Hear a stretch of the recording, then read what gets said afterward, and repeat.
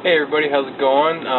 Today I'm going to go over backpacking 101 essentials, what to pack and how to pack it.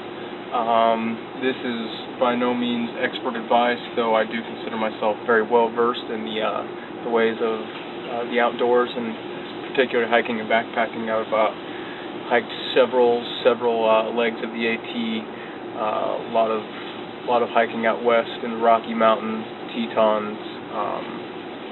So I've been around, and this is the gear that I take with me on a standard hiking trip, whether it be 2 days or 6 days. This is pretty much the same amount of equipment that I will carry. Depending on how long will depend on which pack I carry and how much food I bring. Other than that, this is my core group of essential items that I take with me everywhere whenever I go hiking for long periods of time. I have come to find that this is the right amount of equipment for me. I've cut down all the weight, and I've done a lot of research into finding the proper equipment that's going to last the longest and be the most well-rounded types of equipment. So with that said, let's get into the different types of gear that I have and how I'm packing it. And as you can see here, I'm just going to take you on a slow tour of everything that I have laid out for me, just so you can see what it is and what I've got. Right here I've got my platypus, or my camelback as you would call it. I started off with platypus, so I call them all platypuses, but I've upgraded the bladder to an MSR dromedary bag bladder. It's made out of fabric as opposed to the plastic or rubberized material that you're going to find with camelbacks and platypuses, so a lot more puncture resistant, a little bit more hardcore. And I carry it in this insulated pouch. It's just got a pair of backpack straps and the insulated hose with the bite valve. Really like that. It adds a few extra ounces here and there on the weight, but I like having the straps on this so that I can carry this by itself as opposed to just having it in my pack, so I can use it for day hiking when you have base camp set up and whatnot. In here, this is just my pack cover, conveniently thrown into a little ditty bag of some sort.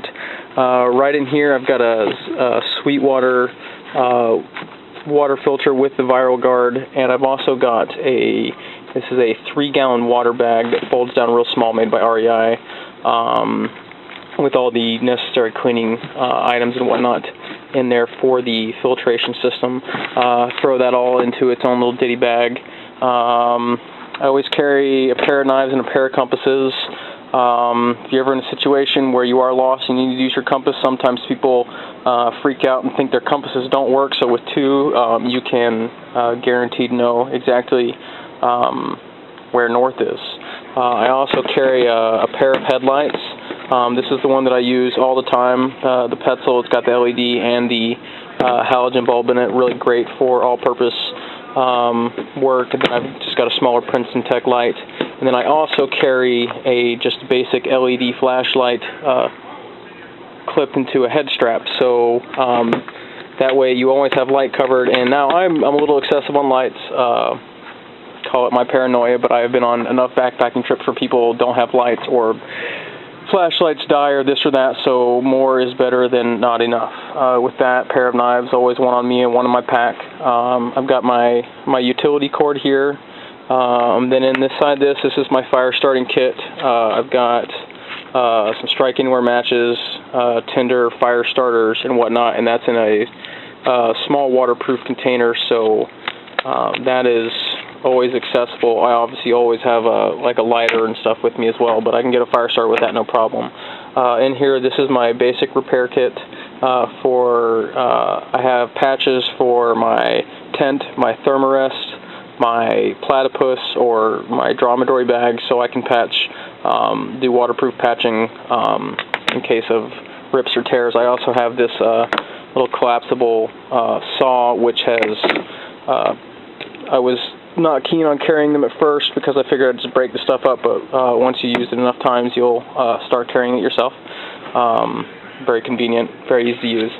This is my cook kit. Now, this only comes out with me sometimes, depending on whether or not I'm going super long distance or not, I'll take the Sierra Cup with me. I like to use the. I also carry. This is only occasionally. I'll carry an extra plate with me as well if I think I'm going to be doing a lot of cooking and whatnot. Those are potential. I don't always carry these two pieces with me, but this is the root of my cook kit. Essentially, it's just a stowaway pot. I've got one of these Lexan fork, spoon, knife combos, and then I've also got a titanium spork made by Snow Peak. So really lightweight utensils there. You got two of them, so you can cook with one, with the metal one, eat with the plastic one, eat with vice versa. I've also got my stove inside my pot. This is and I use a MSR Whisperlight International, the 600 series. I did my research, a little bit heavier than some of the others. I've had this for about 10 or 15 years now, but worth its weight in gold because it burns like 8 types of fuel. Real easy to clean the jets, real easy to perform basic maintenance. And inside my stove kit, I also have the tools and repair kit for the stove with additional jets. And I've got a waterproof container with matches in it to always be able to fire up the stove. Along with that, inside the ditty bag with my cook kit, I carry a bottle of Camp Suds and the Dr. Bronner's like 50-in-1 soap or whatever it is, which is both very effective. I like to use those when I'm out in the woods. There I've got my fuel bottles. I wrap my fuel bottle in a plastic bag in case it decides to start leaking. I don't plan on it ever leaking. And then I also, this is my sleeping bag. I've got a small goose down 20-degree sleeping bag that I keep in a compression sack. And then moving around here, I actually store my tent and my sleeping pad in the same, I roll them up together. So I've got my tent and my 3/4 thermarest in there inside a compression sack. And instead of buying a footprint, I wasn't able to find a footprint for my tent. It's a little bit older, and it was before they started making footprints for everything. I just went and bought a piece of that real thin, not too thin, but industrial plastic tarping for painting and whatnot, and cut it out to size. And it folds down pretty small. It's not too heavy for a ground cloth and whatnot. So that packs down real small. Then I've got all my various Dehydrated Foods and a small ditty bag with granola bars, and I use Gatorade drink stir-ins, which are really good for when you're purifying water. It helps kill the iodine flavor a little bit.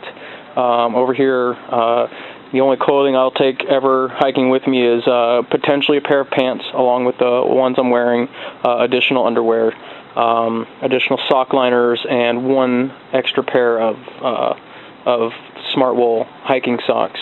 Also got, a good wicking activity shirt.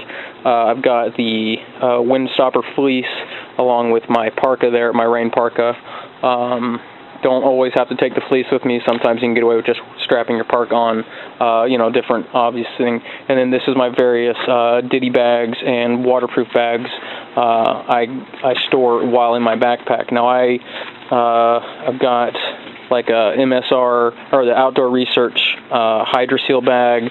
I've got Sea to Summit waterproof bags, and then just various mesh ditty bags, and we'll go over that in just a second. And then on top of that, I've got just 2 or 3 canteens I carry. I typically work out of my platypus most of the time.